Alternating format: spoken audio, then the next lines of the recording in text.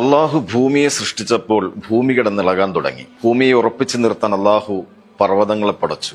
അത്ഭുതം തോന്നിയ മലക്കുകൾ അള്ളാഹുവിനോട് ചോദിച്ചു, അഫമിൻ ഹൽക്കിക അശദ്ദു മിനൽ ജിബാൽ, പർവ്വതങ്ങളെക്കാൾ ശക്തിയുള്ളത് വല്ലതും നിന്റെ സൃഷ്ടിപ്പിലുണ്ടോ? അള്ളാഹു പറഞ്ഞു, പർവ്വതങ്ങളെ തകർക്കാൻ കഴിവുള്ള ഇരുമ്പാണ്. വീണ്ടും മലക്കുകൾ ചോദിച്ചു, അള്ളാഹുവെ, ഇരുമ്പിനേക്കാൾ ശക്തിയുള്ളത് വല്ലതും നിന്റെ സൃഷ്ടികളിലുണ്ടോ? അള്ളാഹു വീണ്ടും പറഞ്ഞു, ഇരുമ്പിനെ ഉരുക്കാൻ കഴിവുള്ള തീയാണ്. വീണ്ടും ആകാംക്ഷയോടെ മലക്കുകൾ ചോദിച്ചു, തീയിനേക്കാൾ പവറുള്ളത് വല്ലതും നിന്റെ സൃഷ്ടികളിലുണ്ടോ?